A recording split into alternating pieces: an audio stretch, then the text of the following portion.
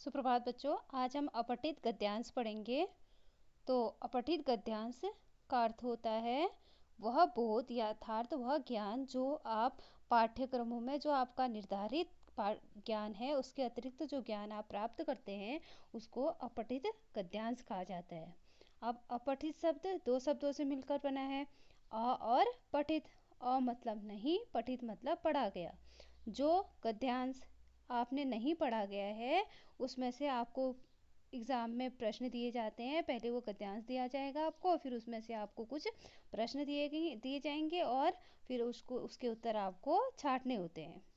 तो आप लोगों को ये अपठित गद्यांश जो पढ़ाया जा रहा है उसका पढ़ाने का जो लाभ है वो ये इस प्रकार है।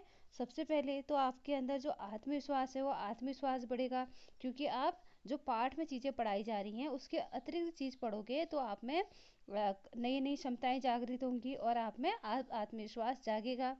इसके अलावा आप नई चीज़ को पढ़ोगे तो आपका जो बौद्धिक विकास है और मानसिक विकास है वो होगा। जैसे आपकी बौद्धिक का अर्थ होता है बुद्धि का विकास। आप नई चीज़ पढ़ोगे उसमें से आंसर छांटोगे तो आपकी बुद्धि का विकास होगा। इसी प्रकार इससे आपको एक लाभ ये भी होगा कि पुस्तक के अतिरिक्त बातें सीखने को मिलेंगी, क्योंकि कहा जाता है ना, प्रैक्टिस मेक मैन परफेक्ट। और हिंदी में भी कहा जाता है करत करत अभ्यास ते चढ़मति होत सुजान।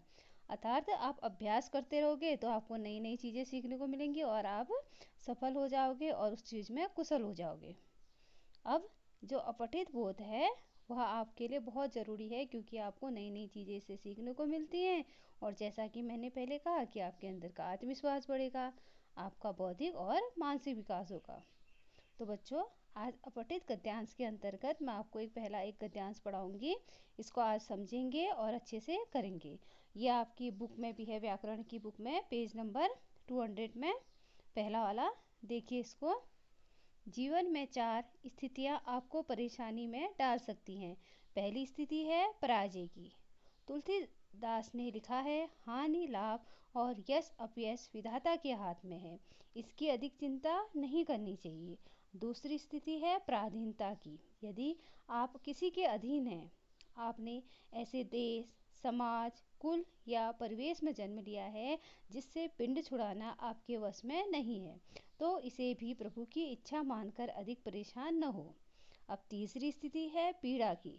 कोई कष्ट दुख या पीड़ा यदि आप पर आ पड़े, चलते चलते कोई पहाड़ दरक कर आप पर गिरे, कोई भूकंप आपके घर बार को नष्ट कर दे, तो आप चिंता न करना इसकी, यह आपके वश में नहीं है। परंतु यदि आपका पतन हो रहा है तो फिर आपको चिंता करनी चाहिए, क्योंकि इसके लिए आप भी जिम्मेदार हैं।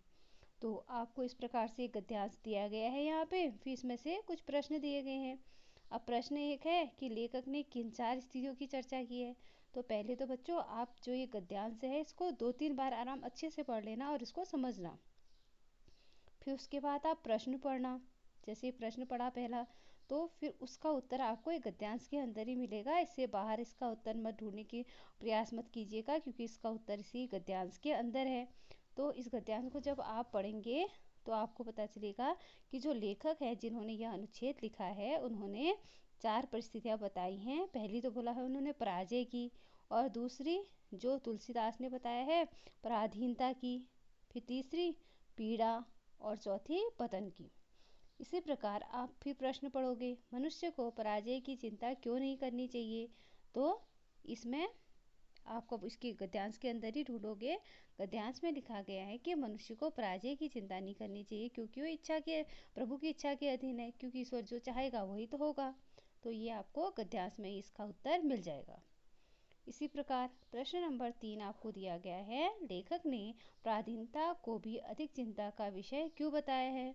अब लेखक ने पराधीनता को भी चिंता का विषय बताया है, इसलिए बताया है क्योंकि हमें पराधीनता की चिंता इसलिए नहीं मानना है क्योंकि यह भी मनुष्य के अधीन होकर ईश्वर के अधीन है। तो पराधीनता अर्थात किसी के अधीन रहना, किसी का गुलाम रहना, वह भी ईश्वर की इच्छा के अधीन है। ये मनुष्य इसमें कुछ नहीं कर सकता। फिर उसके बाद है कि लेखक किस स्थिति को चिंता का कारण मानता है और क्यों। अब इसका उत्तर भी आपको यहीं पे मिलेगा। अब लेखक बोला गया है कि पतन की स्थिति को चिंता का कारण बनाता है। क्यों पतन? जैसे हमारा कहीं पे पतन हो रहा है, जैसे आप कोई काम पहले बहुत अच्छा करते हो, फिर धीरे धीरे उस काम में आप अच्छे नहीं होते, जैसे पढ़ने में आप अच्छे और आप प्रयास नहीं करोगे, पढ़ोगे नहीं, तो आप पढ़ने में कमज़ोर हो जाओगे, तो यहाँ पे आपका पतन हो रहा है।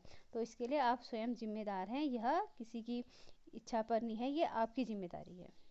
ऐसे लेखक किन स्थितियों को अधिक चिंता का कारण नहीं मानता। अब यहाँ पे आपसे पाठ इसी गद्यांश में से आपसे पूछा गया है कि लेखक पराधीनता को, पराजय को, पीड़ा को चिंता का कारण नहीं मानता, क्योंकि इसमें उसकी भूमिका कम और ईश्वर की इच्छा ज़्यादा है। अब बच्चों देखो, अगर आप किसी के पराधीन हैं और आपकी पराजय हो रही है, आप हारे हो, आपको कोई पीड़ा है, तो यह आपके हाथ में नहीं होकर ईश्वर के हाथ में है। इसलिए इन सब चीज़ों को लेखक के अनुसार यह ईश्वर की इच्छा है। अब आप इसी प्रकार इस गद्यांश को अच्छे से पढ़ेंगे, 2-3 बार इसको पढ़ लेना, और पहले तो एक बार खुद करना, दोबारा इसके आंसर आप खुद ढूंढने का प्रयास करना। इससे क्या होगा कि आप उनको समझोगे और आपकी बुद्धि का विकास होगा।